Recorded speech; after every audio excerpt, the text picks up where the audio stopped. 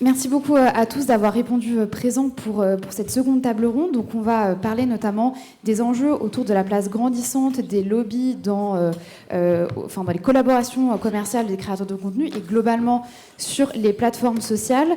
On va directement commencer parce qu'on est assez en retard. Clara Durand, donc vous êtes journaliste à Politico et spécialiste des questions sur le numérique, donc pour Politico.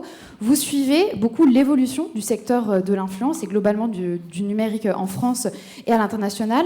Est-ce que vous constatez une augmentation justement des partenariats entre des lobbies, groupes d'intérêt et des influenceurs depuis quelques années ? Oui, bonjour, merci beaucoup en tout cas pour l'invitation. Je ne sais pas si je constate une augmentation, mais je pense que ça s'est considérablement structuré dans différents domaines et que c'est devenu quelque chose de récurrent et qu'on constate à différents échelons. Tout à l'heure était évoqué par exemple le cas Chine et pour Politico, je suis aussi le e-commerce et donc c'est vrai que par exemple un partenariat qui avait fait beaucoup parler, c'était celui de Magali Berda et Chine au moment en fait de l'inscription au Sénat de l'examen de la proposition de loi contre l'impact de l'industrie textile. Donc c'est interrogé depuis quelques années, notamment aussi là on est en plein salon de l'agriculture et c'est vrai que le rapport que peuvent entretenir certains influenceurs avec les produits laitiers depuis une décennie par exemple, il y avait eu le cas d'Inoxtag qui avait participé avec le CNIEL à un stand en 2023 si je ne dis pas de bêtises au salon de l'agriculture. Ce sont des choses qui effectivement sont rentrées un peu dans le système, en tout cas dans le moyen en fait d'avoir aussi un levier financier pour ce secteur-là. Oui, tout à fait.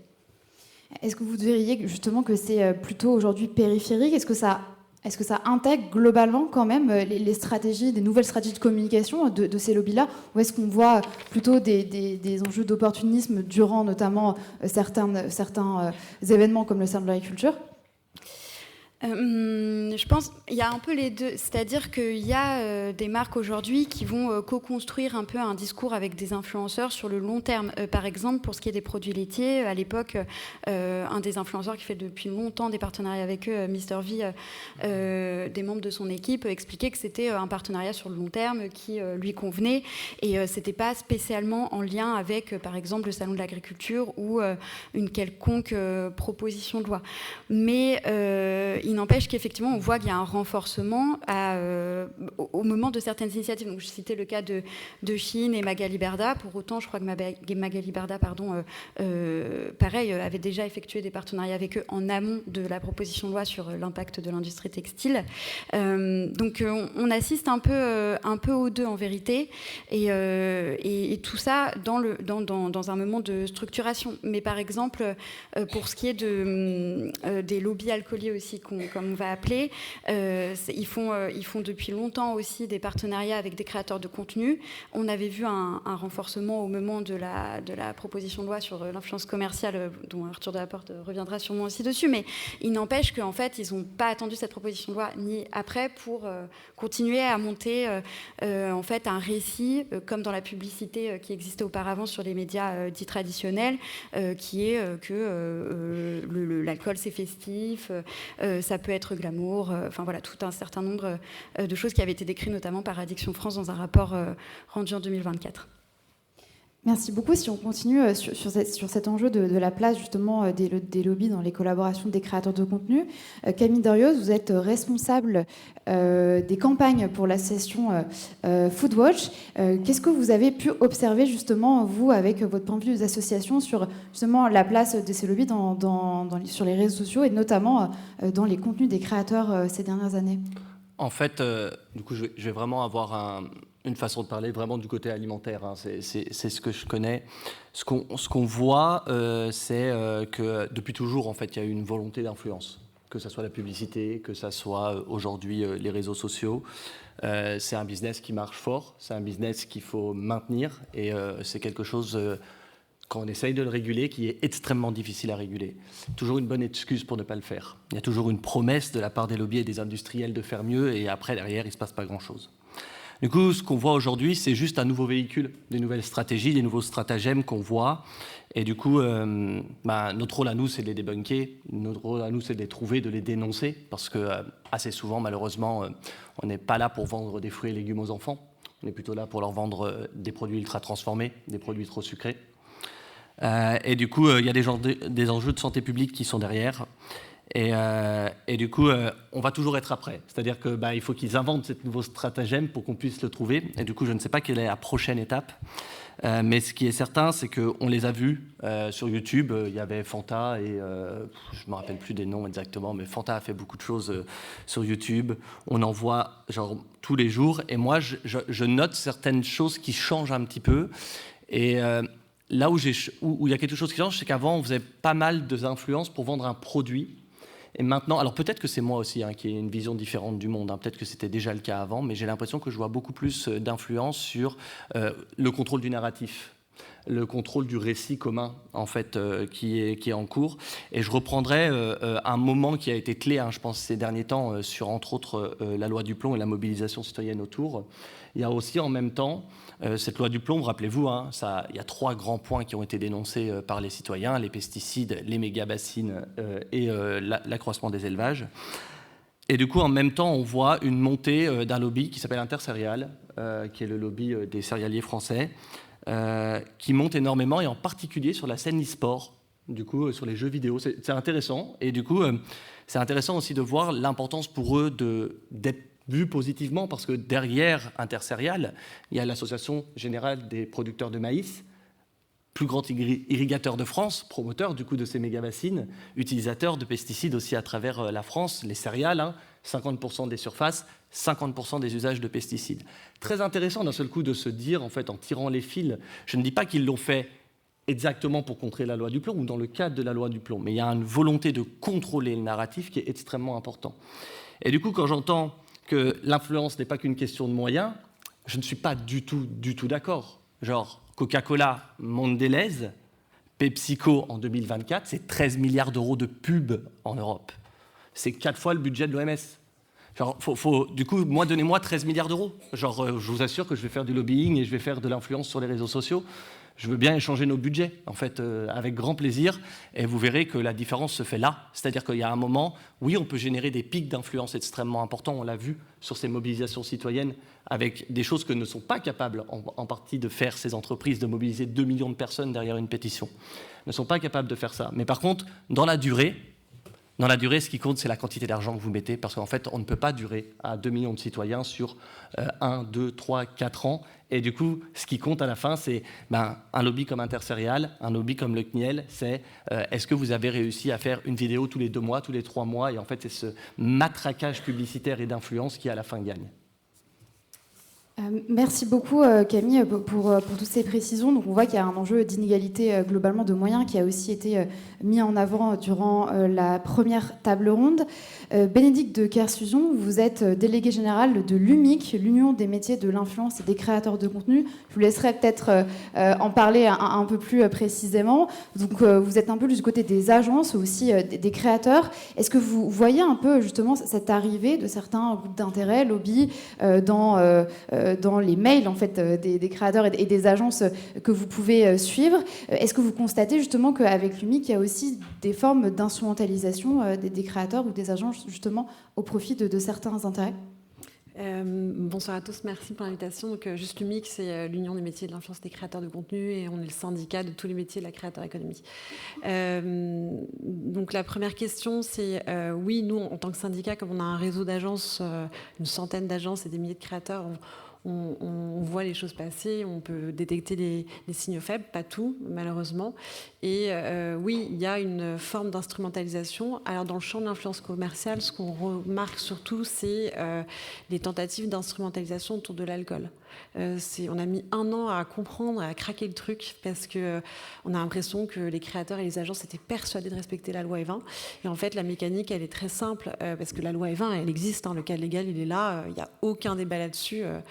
Les réseaux sociaux sont encadrés par la loi E20, mais dans la pratique, les marques d'alcool présentaient des dispositifs, des propositions aux agences et aux créateurs en leur disant littéralement que c'était loi E20 friendly. Et quand on avertissait ses adhérents, ils nous disaient « mais vous êtes sûr ? Parce qu'il y a tout le staff juridique de la marque qui me dit que c'est vraiment respectueux de la loi E20 ». Et donc ça, c'est vraiment une première tentative d'instrumentalisation en fait, qui va s'appuyer sur l'ignorance juridique et la méconnaissance de ces petits acteurs économiques. Et l'instrumentalisation, elle va encore plus loin quand ces marques d'alcool, et pas toutes, certaines, vont en fait, sont complètement conscientes du risque qu'elles font prendre, et elles vont se baquer soit en ne proposant pas de contrat, soit au sein du contrat, le moment de la négociation, inclure des clauses hyper lourdes pour le créateur qui vont venir vraiment déporter la responsabilité sur les créateurs, soit en lui imposant des certifications RPP sur l'alcool, etc., pour qu'à la fin, le risque soit le moins important possible. Et en fait, au-delà du sujet alcool, où vous parliez tout à l'heure de l'alimentation, alors moi, j'ai moins de cas au sein de la fédération, je pense que la réglementation, en fait, la plupart du temps, elle existe. Et en fait, le problème qui est sous-jacent à tout ça, c'est comment on fait en sorte que ces régulations soient pleinement appliquées dans notre marché où le phénomène est le suivant, il y a un déséquilibre économique entre des annonceurs et des créateurs et des agences qui, encore une fois, sont des petits acteurs qui n'ont pas souvent le poids pour résister. Alors nous, à l'UMIC, on arrive en force en essayant de faire un contrepoids. Et d'ailleurs, l'autorité de la concurrence, la semaine dernière, a rendu un avis sur le secteur de la créateur-économie. Il parle bien de ce déséquilibre économique entre des annonceurs et des créateurs et des agences. Mais ouais, il y a un vrai phénomène de distorsion. Et pour reprendre la citation de l'une des intervenantes, je crois que c'était Lola, qui parlait d'homogénie structurale, qui était... Oui, c'est ça. Ben nous, c'est plus, en fait, ça repose cette instrumentalisation sur le déséquilibre de la connaissance et du poids économique. Et l'autre question, pardon, excuse-moi, c'était... C'était globalement sur vous, comment vous positionnez avec l'UMIC sur la présence nouvelle de ces lobbies dans l'influence et justement sur la question de l'instrumentalisation qui pouvait exister des créateurs ou des agences. Oui, nous, il y a le champ commercial et après, il y a le champ hors commercial. Ça, on n'en a pas parlé, mais peut-être qu'on peut en revenir. Enfin, tu veux que je revienne là-dessus tout de suite? Oui, bien sûr. J'allais vous faire rebondir sur justement, au-delà du lobbying sectoriel, vous m'aviez aussi parlé des enjeux autour de l'ingérence étrangère qui pouvait exister et de certaines agences intermédiaires qui pouvaient... on va dire, créer une certaine forme de transparence ou plutôt d'opacité en fait, sur les donneurs d'ordre en fait, et certains acteurs qui ne sont pas forcément identifiables lorsqu'ils veulent faire des collaborations commerciales avec des acteurs de l'influence. Donc là, il y a deux sujets. Il y a celui, en effet, le rôle de l'agence, l'intermédiaire, et ensuite de l'ingérence étrangère. Pour le premier point, aujourd'hui, il y a des agences, en effet, parce qu'elles servent d'interface à des donneurs d'ordre. Ça peut, en effet, donner l'occasion à des donneurs d'ordre peu scrupuleux d'avancer masqués. Et on a eu le cas en décembre, c'était une agence qui est pourtant hyper bien implantée sur le marché, qui jusqu'à présent faisait juste de la strate d'influence classique auprès de clients privés et publics. Et là, elle proposait une nouvelle offre de service qui était... on vous aide à créer une entité de façade. Ça peut être soit un faux think tank, soit un faux média. On peut y associer la création d'un Fermabot pour nourrir artificiellement cette entité. Et comme ça vous permet de collaborer avec des créateurs de contenu qui ne le feraient pas s'ils connaissaient votre identité. Et ça a l'air nouveau. C'est des mécanismes qui ont existait avant l'ère des réseaux sociaux, mais c'est toujours cette histoire de manque de transparence et d'opacité. Et le cas qu'on a eu, donc ça c'est... Et après les agences, enfin nous à l'UMIC justement on les forme à ça, et quand elles sont bien formées, au contraire il faut vraiment s'appuyer sur elles parce que les remontées qu'on a, c'est par des agences qui sont bien formées parce qu'elles-mêmes, elles ont en effet des multiplicateurs de sécurité parce que c'est en première ligne, c'est celles qui vont peut-être même débunker le risque avant que ça touche le créateur. Donc nous on s'appuie beaucoup sur elles. Et le cas qu'on a eu sur l'ingérence étrangère, c'est un sujet qui est plus récent, c'est les élections municipales. Alors là, c'est vraiment, moi j'ai une vision peut-être limitée de ce sujet parce que le cas qu'on a eu, c'est souvent des attaques qui ne sont pas très frontales. C'est vraiment des propositions très subtiles qui s'articulent autour de causes, de narratifs qui sur le papier sont hyper vertueuses. Le partage de cagnottes, la démocratie, l'écologie en fait partie, la justice sociale. Et en fait, en l'occurrence, là, il proposait aux créateurs et aux agences d'inciter un kit média pour inciter les créateurs à aller voter au municipal. sans préciser la coloration politique, évidemment, mais ils avaient visé, on a eu la possibilité de voir dans toutes les agences qu'ils avaient visées, qui visaient une typologie de créateurs. Donc évidemment, là, on parle d'influence politique. Et cette influence politique, elle vient servir qui? Et là, ils ne précisaient pas les donneurs d'ordre. Donc on a enquêté, on a vu qu'en fait, c'était un fonds européen, et que derrière, il y avait un financement par cascade, par regranting, qui s'appelle le regranting, et qui était localisé à l'étranger. Et donc on voit bien qu'en fait, parfois, l'agneau peut masquer le loup, et même des causes vertueuses que le créateur va vouloir spontanément soutenir, elles peuvent venir aussi cacher derrière un agenda géopolitique, économique. Et ça, c'est assez sournois parce que c'est plus récent. Merci beaucoup. Arthur Delaporte, vous êtes connu pour être à l'origine de la première loi influenceur. On rappelle qu'en France, on est précurseur, on est le premier pays à avoir fait une loi influenceur donc en 2023. Cette loi, c'est un texte qui a suscité de fortes réactions de la part de plusieurs secteurs économiques. Et vous m'avez dit avoir reçu certaines pressions, notamment de certains lobbies, sur le cadre et l'encadrement nouveau qu'allait mettre en place cette loi. Alors, bonjour, merci pour l'invitation. C'est vrai qu'on s'est posé toujours la question de notre rapport au lobby, sachant que dans les lobbies, il y a un peu de tout. Enfin, il y a des lobbies avec lesquels on a discuté, l'UMIC. Il y a des lobbies qui ont cherché à discuter avec nous. Alors nous, on n'est jamais fermé, si jamais... ça se fait dans un cadre de transparence, et ça, c'est pas toujours le cas, malheureusement. Et ça, c'est vraiment le problème aujourd'hui, qu'on a un cadre juridique, notamment sur les répertoires de transparence. Enfin, voilà, on avait le président de la HATVP tout à l'heure, des lobbyistes. Il y en a plein qui sont cachés, en fait. Voilà. Donc, maintenant, il y a des campagnes d'influence qui ont été menées par l'UMIC à l'époque. Alors, Bénédicte n'était pas là, qui ont totalement raté. Je rappelle quand même que ce qui a permis de faire un peu réussir la loi influenceur, c'est une tribune des influenceurs qui disent « Attention, les députés, vous allez devoir voter une loi la semaine prochaine, publiée dans le JDD. » Alors à l'époque, c'était pas encore Bolloré dimanche, mais c'était un journal tout à fait respectable. Et les créateurs disent « Voilà, attention, scandaleux, n'allez pas trop loin quand même, parce que sinon vous allez tuer tout le secteur. » Je crois que l'UMIC avait été plus ou moins mal conseillé. Je crois que les influenceurs eux-mêmes qui ont signé n'avaient pas très bien compris ce qu'ils signaient. Et ça s'est retourné en backlash. Et quand Squeezie s'est pris ses abonnés qui lui ont dit « Mais qu'est-ce que tu es allé signer ?» Il a dit « En fait, je ne sais pas trop ce que j'ai signé. Et du coup, en fait, je ne signe plus. Elle est super cette loi. » Donc voilà, je remercie l'UMIC d'avoir raté sa campagne d'influence à l'époque.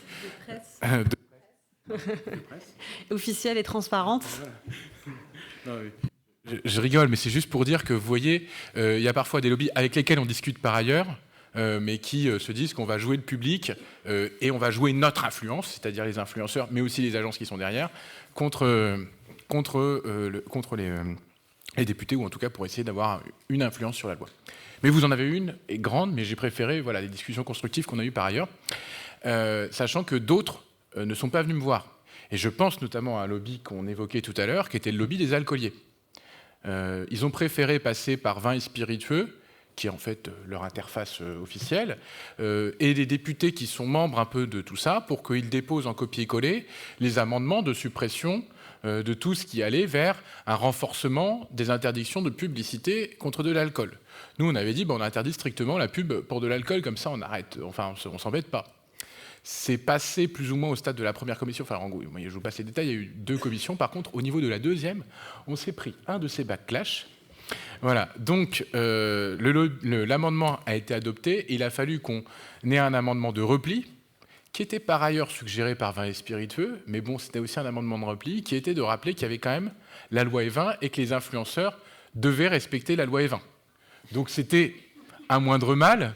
Mais ça nous a permis aussi de dire que la loi E20 définit un cadre strict sur la publicité, qu'on ne peut pas l'associer à la fête, à la réussite, à des personnalités identifiées, etc. Donc finalement, 99% des publicités existantes pour de l'alcool étaient déjà illégales. Et on voit bien la problématique qui se posait, c'est qu'elles prétendaient que c'était possible. Donc il y a un sujet, en effet, des marques. Alors je vous parle là du lobby alcoolier, je pourrais parler de l'agroalimentaire aussi, qui a été un vrai sujet, parce que nous, on voulait... On disait, regardez, vous faites une pub à la télé, vous avez mangé, bougé, enfin des trucs un peu bêtes comme ça. on voulait dire que les influenceurs devaient faire pareil, ça a été pareil, une bronca totale. Donc on a réussi quand même à dire le manger bouger, mais je vous mets au défi d'aller vérifier sur combien de pubs pour des trucs d'agroalimentaire, combien respectent les mentions légales visibles. Donc ça c'est l'autre sujet, il y a la loi et il y a l'application de la loi. Bon, je pourrais comme ça multiplier les choses, mais quand je me retrouve face à ces lobbies agroalimentaires qui viennent nous dire qu'il ne faut pas quand même en faire trop, la plupart du temps, ils ne disent pas on défend Coca-Cola. Ils disent on défend les producteurs de Roquefort. Vous l'avez déjà entendu celle-là ou pas? Ah oui. Voilà. On défend les producteurs de Roquefort. Vous comprenez, c'est très salé. Si on se met à mettre le Nutri-Score, vous allez nuire au Roquefort. Oui, mais je ne suis pas sûr que ce soit les producteurs de Roquefort qui aient les milliards de Coca-Cola pour aller faire de la pub pour l'agroalimentaire en utilisant des influenceurs. Voilà, donc c'était des exemples que je viens de citer, mais je vais quand même rappeler pour finir les principes qui sont dans la loi influenceur et qui sont pour moi des avancées. Au-delà du rappel que les influenceurs doivent respecter la loi, qui n'était pas évident pour tout le monde. On a quand même imposé des principes de transparence qui se sont généralisés. Et ça, c'est ce qu'on explique depuis tout à l'heure, c'est qu'il faut de la transparence. On a aussi mis en œuvre un principe de co-responsabilité.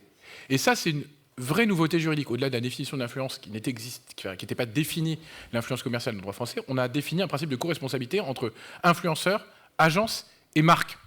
Ça permet de répondre à ce que disait Bénédicte tout à l'heure, parce que bien souvent, la marque se défaussait sur l'influenceur en disant « mais attendez, évidemment que nous, on respecte la loi, mais vous voyez, ces malotrus d'influenceurs, ils ne connaissent pas le cadre, ils ont fait n'importe quoi. » Bien, aujourd'hui, la marque est responsable aussi du contenu qui est porté par l'influenceur. Alors, il y a encore des sujets d'application juridique, parce qu'il y a encore eu trop peu, à mon sens, de saisine de la justice sur ce point-là, et donc de voir comment est-ce que ça s'applique concrètement. Mais c'est salué par les juristes, en tout cas, comme une innovation, et je pense que c'est aussi un moyen de protéger les influenceurs et les agences, et donc finalement de sécuriser la chaîne. Voilà, je vais m'arrêter là, mais je pourrais aller beaucoup plus loin sur la transparence, parce que Bénédicte a évoqué l'influence politique, qui est quelque chose qui nous inquiète, c'est-à-dire les ingérences, notamment d'autres pays qui vont payer directement ou indirectement des influenceurs. Il faut savoir que donc il y a des répertoires de transparence qui ont été mis en place par le DSA à l'échelle européenne avec des banques de données publicitaires qui ont déjà permis, il y a eu un colloque l'an dernier à Sciences Po, de montrer par exemple que dans les élections en Roumanie, grâce à ces répertoires de données, on avait pu détecter des traces d'influence russe payée. Donc cette transparence-là, elle est quand même utile pour les chercheurs, pour Viginum, pour les sociétés collectivement, pour mieux se protéger par rapport aux influences politiques et aux ingérences étrangères. Merci beaucoup. Si on reste justement sur la question de l'influence un peu plus politique, Clara Durand, vous m'aviez parlé notamment des récentes collaborations commerciales entre certains créateurs de contenu et le Parlement européen, notamment on parle de la Commission. Comment vous analysez justement ces partenariats institutionnels? Dans la première table ronde, on a évoqué cet enjeu de potentiellement réglementation autour de ces sujets-là. Est-ce qu'il existe un angle mort juridique justement sur un peu ces formes hybrides d'influence entre communication et politique? Oui, justement, tu as parlé spontanément de collaboration commerciale. En vérité, aujourd'hui, ce terme-là n'est pas employé pour des collaborations entre l'État et des créateurs de contenu. Donc ça peut, d'ailleurs, d'après l'exemple de la Commission européenne, mais en vérité, ces collaborations un peu entre responsables politiques et influenceurs, c'est devenu beaucoup plus récurrent. Le Premier ministre britannique, par exemple, convie de plus en plus des créateurs de contenu à des points presse, par exemple. De même que des créateurs de contenu, je pense à Thibaut InShape, c'est un exemple assez souvent repris, qui a fait plusieurs fois des vidéos avec l'armée ou tout récemment justement dans un voyage avec le président à Abu Dhabi. Je pense d'ailleurs qu'il faut distinguer deux catégories en fait qui sont en train d'émerger, c'est-à-dire qu'il va y avoir des influenceurs qui vont être mobilisés dans des contenus plutôt pour promouvoir une action de l'État. Par exemple, je pense au service national universel qui à une époque avait fait beaucoup réagir parce que des créateurs de contenu avait mis en avant donc ce service national universel, avec plus ou moins rémunération, mais c'était un peu flou. Donc là, c'était vraiment ce qui s'apparentait effectivement à une collaboration un peu commerciale entre le public et des créateurs de contenu. Et en parallèle, émergent aussi des créateurs de contenu d'information qui, eux, prétendent justement vouloir faire un travail équivalent à ceux des journalistes et sont de plus en plus mobiliser. On a vu le parti de la France Insoumise qui a créé un rendez-vous hebdomadaire là, cette semaine spécifiquement pour ces créateurs-là et qui, eux, justement, prétendent vouloir traiter d'actualité ou de ce que fait l'État, mais sans être forcément influencés justement eux-mêmes par ces initiatives-là, mais qui effectivement mettent en question aussi le problème de la rémunération qui dépend des plateformes et qui repose surtout aujourd'hui beaucoup donc sur ces partenariats commerciaux ou avec le public. En tout cas, quoi qu'il en soit, pour ces deux catégories-là, oui, il y a un angle mort juridique à ce stade. La ministre déléguée au numérique, Anne Le Henaf, a d'ailleurs parlé à un moment de vouloir édicter un peu une charte entre eux justement pour clarifier un peu les règles de collaboration entre l'État et les ministères et les créateurs de contenu. Et effectivement, c'était au moment de la remise du rapport de Arthur Delaporte et Stéphane Vogetta, et donc dont elle comptait s'inspirer. Bon, on attend en plus toujours effectivement encore la charte en question, mais donc il était question à ce moment-là, et ça reviendra peut-être. Mais il y a aussi au niveau européen quand même une prise en considération de ces sujets, avec notamment la révision de la directive SMA, donc Services médias audiovisuels, qui aimerait aussi beaucoup plus prendre en compte les créateurs de contenu. Donc c'est une directive qui en fait édicte un certain nombre de règles éthiques au niveau justement des partenariats aux créateurs, enfin non justement pas aux créateurs, aux services médias audiovisuels classiques, mais qui justement aimerait de plus en plus prendre en compte les créateurs de contenu. Et le ministère de la Culture d'ailleurs aujourd'hui a lancé une consultation publique sur ce sujet. Et la deuxième question, c'est vraiment est-ce que la directive SMA devrait se pencher sur les influenceurs, et à ce moment-là, est-ce qu'elle devrait se pencher sur comment les créateurs parlent d'informations dans leurs vidéos. Donc typiquement une vidéo comme celle de Thibaut InShape qui à ce stade ne contient par exemple sur celle à Abu Dhabi aucune information obligatoire sur sa collaboration. Il n'y a que lui qui explique qu'il a été invité, par exemple. Ça nous emmène justement sur ces questions de réglementation et d'encadrement, donc de ces nouvelles formes de lobbying et de représentants d'intérêt qu'on peut voir à travers les créateurs de contenu. Arthur Delaporte, vous mentionniez et expliquiez ce qu'il y a, les enjeux autour de la loi influenceur et ce qu'il y a dedans. Est-ce que justement ces nouvelles stratégies de lobbying aujourd'hui, elles n'amènent pas justement à des nouvelles réglementations qui pourraient intégrer la loi influenceur ? Alors, si, et d'ailleurs, je vous renvoie au rapport remis au gouvernement le 13 janvier dernier, dont la ministre Anne Le Henaf a dit chercher à s'inspirer. En effet, comme le soulignait Clara, et la recommandation, je vais citer au hasard, numéro 53, je ne sais plus exactement, mais il faut toujours dire une reco, ça fait sérieux, mais où on évoque la création d'un registre de transparence pour les collectivités locales et les acteurs publics qui ont recours à de l'influence. Je prends juste un exemple. Il y a une polémique en ce moment à Orléans qui a payé 20 000 euros, enfin, qui aurait payé 20 000 euros, la créatrice de contenu Ophénia, pour faire de la pub, soi-disant, contre l'usage du protoxyde d'azote. Il me semble que c'est des montants qui sont importants, 20 000 euros, pour une campagne de catch story, enfin, je me tourne vers ma voisine, qui sont même peut-être disproportionnés, et en fait, on se demande quel est l'intérêt de la collectivité derrière tout ça. Si on avait justement un registre public avec les montants qui ont été investis dans les campagnes, les influenceurs qui ont bénéficié des campagnes, eh bien, comme c'est de l'argent public, ça me paraîtrait assez logique. Voilà, donc ça, c'est le premier point. Un registre de transparence et une charte de même manière pour le recours à l'influence par les collectivités publiques. Je salue le travail qui a été entrepris notamment sur cette réflexion par la métropole de Lyon, qui réfléchit notamment à la manière dont ils peuvent avoir du recours à de l'influence, mais notamment parce que comme c'est une métropole de Lyon, ils ne vont pas faire venir Ophéniac à une communauté nationale, mais quand ils cherchent à s'adresser à leur public, ils vont plutôt privilégier des influenceurs de taille intermédiaire de leur territoire, mettre en place des principes de non-renouvellement au bout de 3 ans, parce que sinon les influenceurs deviennent des salariés de la métropole. Enfin, voilà, donc ils réfléchissent comme ça à toutes ces grilles-là, et moi je pense que l'État doit se doter d'une charte avec des principes qui sont partagés à la fois, évidemment, pour l'État, pour les agences aussi, parce que moi, parfois, quand j'ai vu dans le rapport, on les évoque, des collaborations de Santé publique France avec certains influenceurs qui, quand on va sur leur site, nous expliquent que les collaborations sponsorisées, c'est en gros, faites attention, exposez pas trop vos enfants aux écrans. Par contre, ils nous font du share hunting en permanence.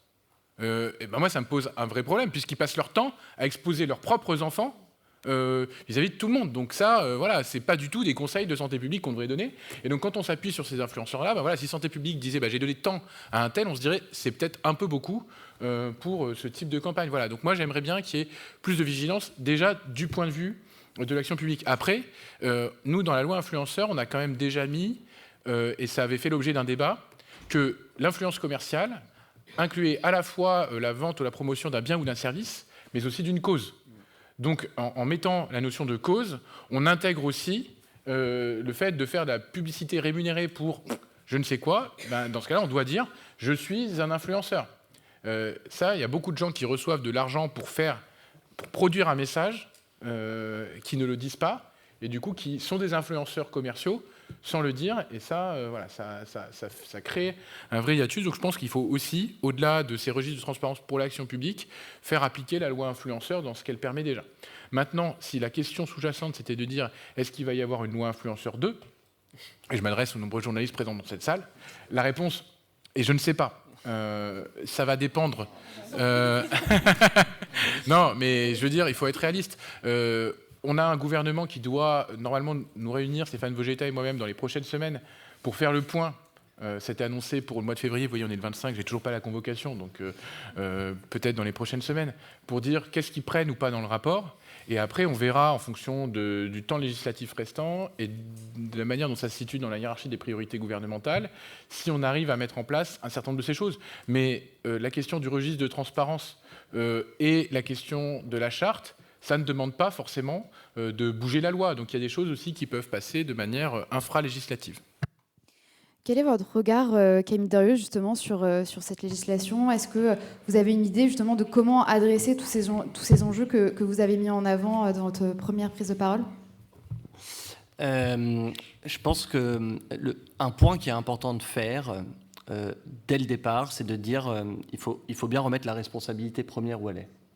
C'est-à-dire qu'on va rapidement tomber sur un discours où on va informer, faire de la transparence, mais c'est clairement pas suffisant. C'est-à-dire qu'il n'est pas de la responsabilité des personnes qui regardent ces vidéos de connaître l'intégralité des sigles, l'intégralité des lobbies et de l'intégralité des ascendances de ces lobbies et leurs liens avec d'autres lobbies pour avoir derrière une possibilité de comprendre ce qui se passe derrière leur écran et comment ils sont influencés.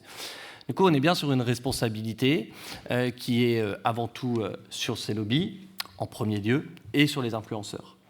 Je pense qu'il faut bien le dire, le moment où on dira « Ah, ben c'est bon, on a affiché, c'est suffisant », non, ce ne sera jamais suffisant d'afficher. Il y a un certain nombre de choses qui doivent aller plus loin d'être affichées. Du coup, je reprends ma marotte qui est souvent tout ce qui est alimentation, tout ce qui est malbouffe qui cible les enfants. Il ne suffit pas de mettre le Nutri-Score sur le produit, il faut interdire.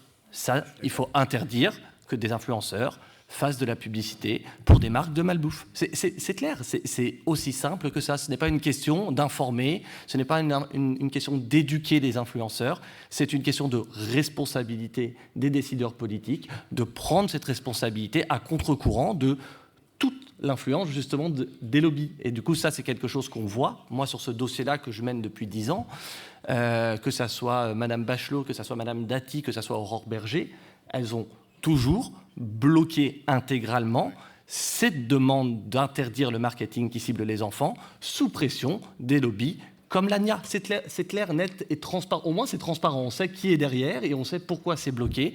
C'est parce que derrière, il y a trop d'argent en jeu, en fait. Je peux me permettre. Vas-y.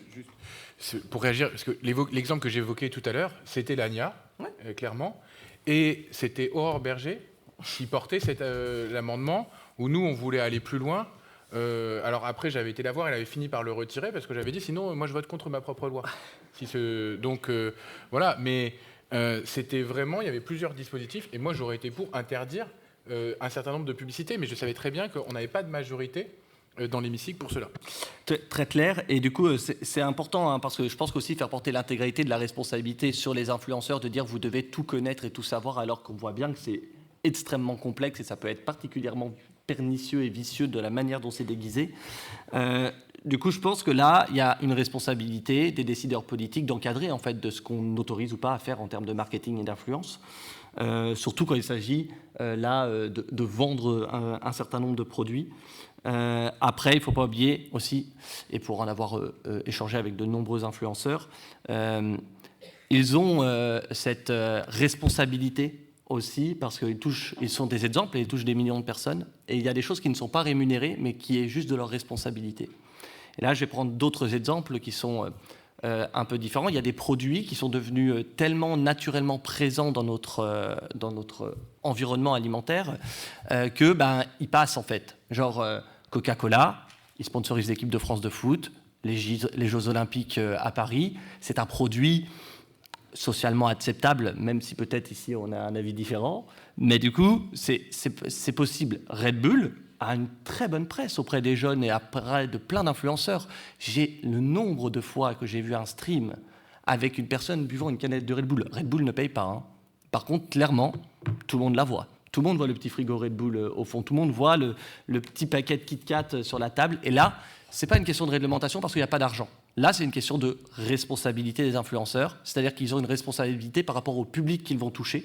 Et si leur public, ce sont des personnes de moins de 18 ans, ils ont une responsabilité particulièrement importante. Du coup, il y a un enjeu double, à la fois une réglementation stricte pour tout ce qui est rémunéré, et à la fois une responsabilisation des acteurs d'influence en disant « attention, je ne peux pas faire n'importe quoi ». Le public qui me regarde va suivre mon exemple derrière et du coup, ils sont responsables de ça. Et ce n'est pas au public de se responsabiliser lui-même ou aux parents de ne pas d'empêcher les enfants de regarder ça. Là, il y a une responsabilité qu'il ne faut pas inverser. Ce discours de responsabilité à inverser, c'est celui qui est tenu directement par les entreprises qui poussent en fait ce type de marketing, qui dit « c'est pas de notre faute, c'est de la faute des consommateurs. Globalement, s'ils ne voulaient pas acheter, ils n'ont qu'à pas l'acheter, c'est pas nous qui les influençons. » Merci. Justement, avant cette régulation un peu plus large du secteur de l'influence, vous parliez justement de la question de la sensibilisation des créateurs de contenu. Bénédicte de Kersuson, vous mettez en place justement à l'UMIC des formations pour les créateurs, pour qu'ils aient un peu plus justement d'armes pour identifier mieux identifier les partenariats qu'ils font, mieux les choisir, etc. Est-ce que vous pouvez un peu nous en parler ? Oui, et du coup, je rebondis sur ce qui a été dit précédemment, parce qu'il y a quand même, je pense, une petite distinction à apporter dans le marché entre les créateurs de contenu lambda et les créateurs de contenu d'information, qui sont quand même une niche qui a quand même une approche moins incarné de son contenu et plus proche dans sa méthodologie des techniques journalistiques. Pour la première catégorie, et puis au global, rappelez aussi que les créateurs de contenu, ça on l'oublie souvent, c'est qu'à la base, moi pour les côtoyer tous les jours, c'est quand même c'est des gens qui sont quand même très tournés vers la création, vers le lien avec l'audience, et ils n'ont pas forcément, je dirais, ces réflexes de décryptage, des strates d'influence que nous on connaît, qui sont plus propres à des métiers institutionnels dans le monde du journalisme, des affaires publiques, etc. Et donc, en fait, cet éveil, il commence à venir. Je suis d'accord, c'est pas assez rapide. Nous, à l'UMIC, on essaie de provoquer cet éveil, de susciter cette prise de confiance. On fait des formations et je vous expliquerai comment ça se passe très concrètement. Mais au global, ce qu'on essaie de leur dire, c'est qu'aujourd'hui, le marché se structure, se professionnalise, il va devenir de plus en plus concurrentiel. Et si vous voulez vous distinguer, c'est très bien de savoir faire un contenu qui marche auprès des audiences, etc. Mais maintenant, essayez de comprendre l'environnement dans lequel ton contenu va s'inscrire. Si tu n'as pas été manipulé, etc., ça va devenir une force en plus stratégique et qui va aussi préserver ton capital qui est le plus précieux dans ton job, c'est de la confiance de ton audience, ta réputation et ta crédibilité. Parce que si un jour ça s'arrête, tu n'as plus de job. Et donc les formations qu'on a mises en place, il y a deux trucs. Il y a des formations plus ponctuelles qu'on a lancées l'année dernière avec Fake Off, qui est un collectif de journalistes, où en fait on partage des bonnes pratiques, des techniques journalistiques de vérification de sources, quels outils vous pouvez utiliser au quotidien. On s'appuie beaucoup sur une stat qui est la stat suivante. 76% des Français, c'est une étude des destins communs qui a interrogé les Français. 76% des Français n'attendent pas des créateurs de contenu des prises de position. Et souvent, ils ont l'impression que la minorité la plus visible, finalement, va leur dire « prends position, partage la cagnotte, dis pour qui tu votes ». Et en fait, ça, on les dédramatise un peu sur cet aspect-là. Et ce qui est très, très challenging dans ces formations, c'est que c'est une créatrice qui m'avait dit ça en sortant. Tu sais, la plupart du temps, nous, les créateurs, on est des TDA. Donc, il faut que ce soit concret et rapide. Et donc, faire de l'éducation média en 1 heure, 2 heures, en essayant de retenir leur attention, c'est pas simple, mais on a réussi à craquer le truc. Et le deuxième volet de formation qu'on fait, en fait, c'est pas de la formation, c'est automatiser des réflexes toute l'année, toutes les semaines. Là, je viens de recevoir un WhatsApp, c'est exactement ça. C'est quand vous recevez des briefs, des propositions directes, si le brief promet monts et merveilles, red flag. Si la proposition elle est trop juteuse, red flag. Vérifier qui est le donneur d'ordre final, quelle est la finalité du message. Et ça franchement, je ne vais pas faire être trop angélique, mais je vois que ça vient. En fait, je vois le gap avec le recul entre 2024, où on a commencé à prendre conscience de tout ça, et 2026. Je vois que progressivement, le secteur avance et il y a un effet super positif d'entraînement entre tous. C'est-à-dire que plus les agences et les créateurs se forment, s'auto-stimulent, il y a une émulation qui s'installe et qui fait que ça élève les standards de l'industrie. Effectivement, c'est peut-être pas assez rapide, mais moi, vraiment, je l'observe. Et il y a des trucs aujourd'hui qui nous sont montés par des agences. Il y a 2 ans, elles ne les auraient même pas détectés. Et voilà. Et juste un autre truc qu'on fait au-dessus, est-ce que Monsieur Delaporte en parlait, sur nous, on est vraiment, en plus du volet sensibilisation, pas que, on est un peu lanceur d'alerte et on a un réseau de remontée d'informations sensibles auprès de la Viginum, la Mivilude, le ministère de l'Intérieur, etc. Parce que c'est aussi ça, en fait, ce qui ressort de ces formations, c'est des remontées de signaux faibles. Clara Durand, avec votre regard de journaliste, justement, comment vous voyez l'évolution de la place des influenceurs dans le débat public, la place des influenceurs dans les stratégies des représentants d'intérêt dans les années à venir? Est-ce que vous avez un avis là-dessus? Je pense que, comme disait Bénédicte, ça va aller vers plus sans doute de prise de conscience aussi de la part des influenceurs via des formations, via aussi les pouvoirs publics qui se tournent de plus en plus vers le secteur et prennent en considération. Arthur Delaporte évoquait, je crois, ou Bénédicte, l'autorité de la concurrence qui a rendu un rapport justement sur la responsabilité aussi des plateformes qu'on n'a pas beaucoup évoqué là-dedans, mais qui sont quand même très présentes aussi dans le fait que tout le secteur et le financement des influenceurs repose beaucoup aujourd'hui sur les partenariats. C'est que les plateformes, et le rapport le met très bien en avant, en fait ne rémunèrent pas forcément à leur échelle les créateurs de contenu, et notamment les plus puissants de certaines plateformes ont été auditionnés par l'autorité de la concurrence, donc par exemple Squeezie, Inoxtag, et tous ont témoigné de ce fait-là. Là, on pourrait penser qu'ils sont en capacité de négocier. Et en fait, l'autorité de la concurrence a tenu un point presse justement à ce sujet et interpellé presque en fait les agences, les créateurs à venir les voir parce qu'il y a des recours possibles. Donc je pense que ça va aller par une prise de conscience aussi donc, du secteur à ce niveau-là, et peut-être du coup par d'autres leviers de financement. On parlait des créateurs de contenu d'information. Là pareil, c'est un vaste sujet mais qui va être amené à se structurer aussi très certainement. Les états généraux de l'information l'avaient déjà soulevé, notamment avec peut-être un autre fléchage des aides public à la presse qui irait peut-être vers de la création de contenu d'information. Enfin, tout reste encore un peu à inventer, mais il y a déjà des rapports qui ont été remis à ce sujet. Donc, je pense que ça va aller vers une structuration, une clarification qui va s'affiner avec le temps. Oui, Bénédicte. Je réagis sur le point du financement.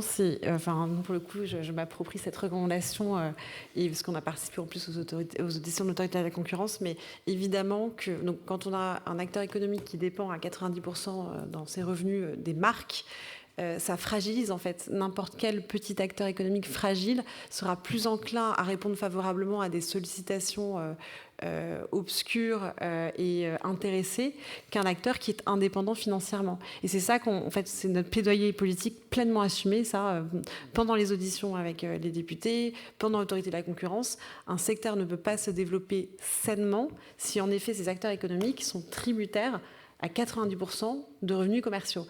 Et c'est encore plus inquiétant pour, en effet, des créateurs de contenu d'information qui informent des millions de Français et où ça s'ajoute un enjeu démocratique. Et il y a la question des plateformes. Nous, franchement, on est hyper fiers parce que l'avis de l'autorité de la concurrence, c'est la première fois qu'on a une reconnaissance d'une autorité publique sur ce point et on ne va pas s'arrêter là. En fait, l'idée, c'est maintenant que l'Europe se saisisse aussi du sujet et que toutes les autorités de la concurrence de tous les pays se rendent compte de ce point-là et qu'il y ait du contentieux. Arthur, vous vouliez rebondir ? Oui, non, mais je suis d'accord. Je pense que cet avis il a une utilité parce que c'est une autorité indépendante. Quand nous on le dit, même si c'est le gouvernement qui le dit, parce que finalement on l'a dit il y a un mois à Bercy, hein. C'est pas vu comme, ils disent ils sont bien gentils, mais c'est le marché quand même. Quand l'autorité de la concurrence dit il y a un problème de distorsion de concurrence, là c'est un marché qui dysfonctionne. Et c'est tout de suite, c'est pour ça que ce rapport il est intéressant, une pierre dans notre jardin. Celui de dire que s'il y a de l'information qu'elle n'est pas payée ni par la plateforme, ni par vous, c'est qu'elle est payée différemment, mais qu'il y a un petit sujet éthique derrière tout ça.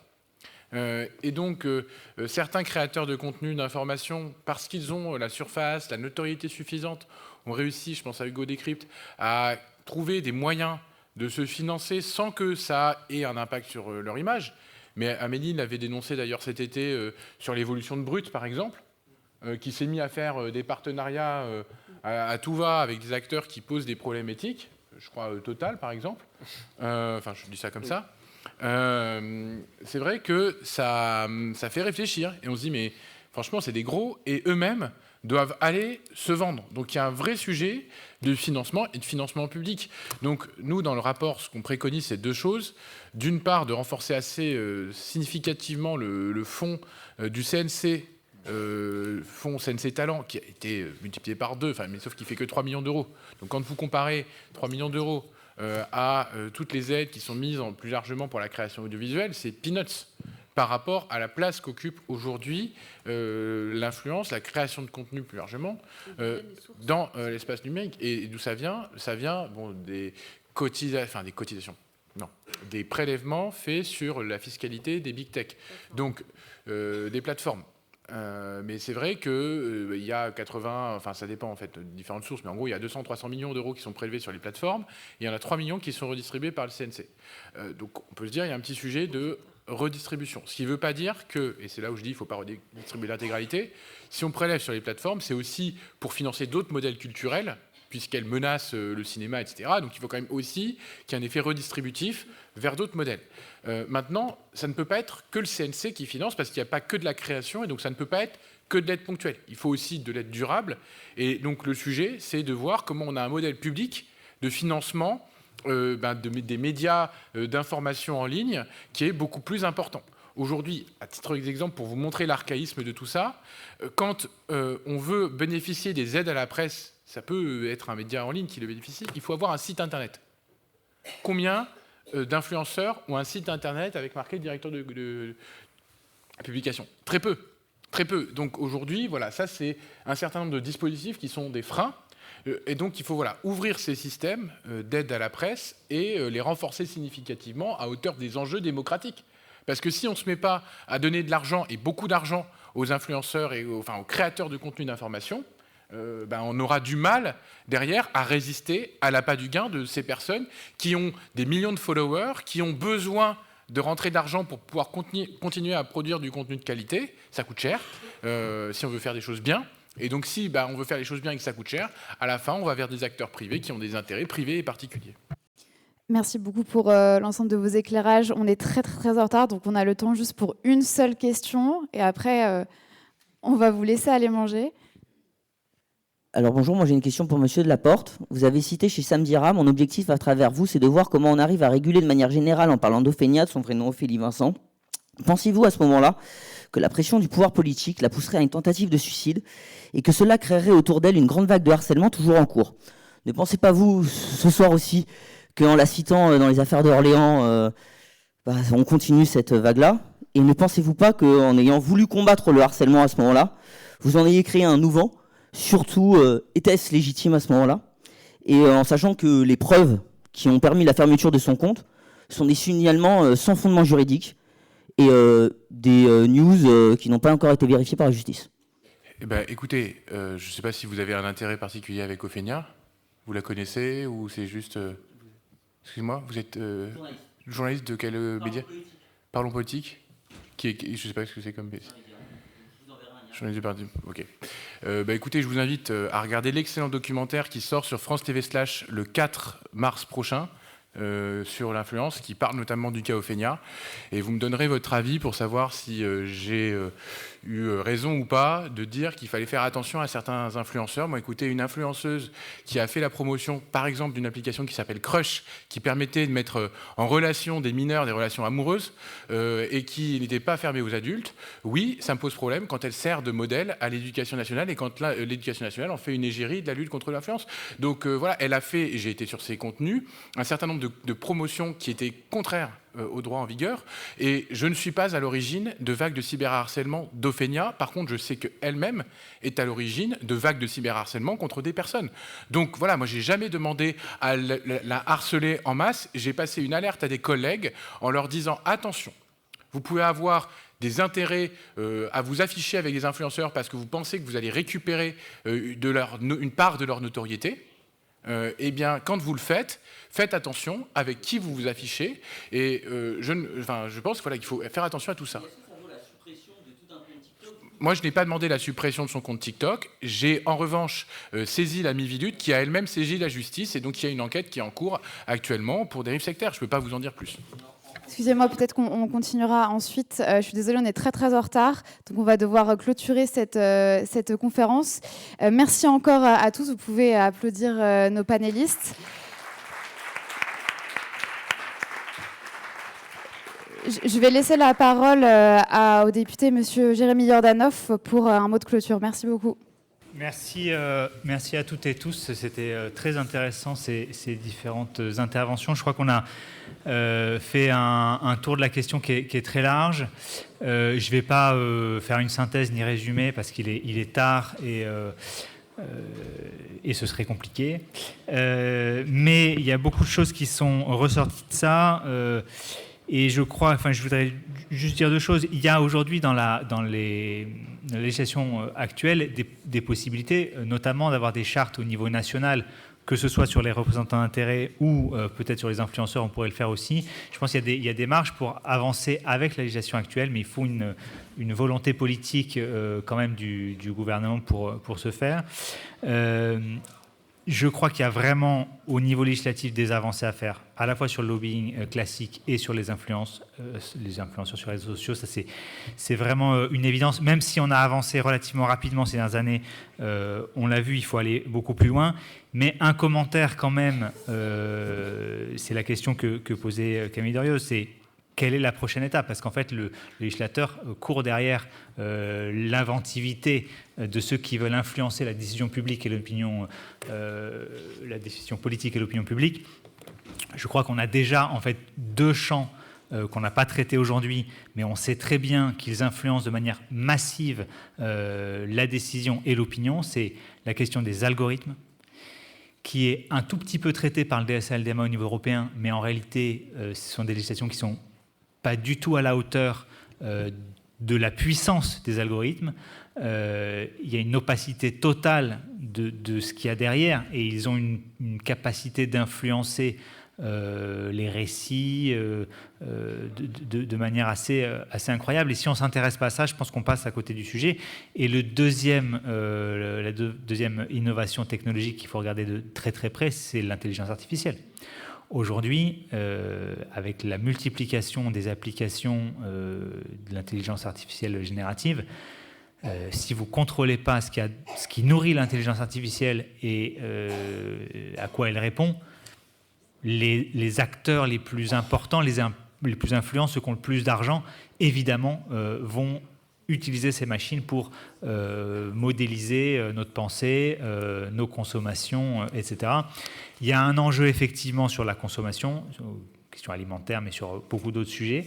Et il y a un enjeu démocratique qui est manifeste. Moi, je crois beaucoup, c'est une recommandation que j'avais faite dans un autre rapport sur l'activisme violent, etc. Mais la question, comme sur le modèle des radios libres, en fait, de financer des influenceurs pour avoir une information indépendante et de qualité. Je pense que là-dessus, il faut avancer. Je me perds un peu dans les considérations. Il y a beaucoup de choses à faire. En tout cas, si on n'arrive pas à avoir une sincérité, si je reviens là-dessus, sur la question démocratique, aujourd'hui, on est vraiment, à mon avis, à un moment crucial parce que les capacités d'influence des réseaux sociaux et de l'intelligence artificielle sont énormes par rapport à la presse traditionnelle. Et donc, il faut s'intéresser au cœur de ces mécanismes-là. Et si l'État ne vient pas réguler, ce n'est pas le marché qui le fera. Et voilà, je crois que la démocratie ne convient pas à tout le monde aujourd'hui. On a des empires qui souhaitent un peu nous affaiblir, nous attaquer. Et donc, il faut réagir. On a traité un petit peu la question des ingérences étrangères, mais je crois que vraiment, quand aujourd'hui X ou les intelligences artificielles, etc., sont majoritairement détenues par des capitaux privés américains. On pourrait parler de TikTok et des Chinois, mais aujourd'hui, il y a un agenda politique des Américains qui est affiché. Si on ne s'attaque pas à ça, je pense qu'on passe aussi à côté d'un des sujets majeurs de l'influence et du lobbying. Ce sera peut-être le sujet d'un prochain colloque. En tout cas, merci beaucoup d'être venus toutes et tous. À bientôt.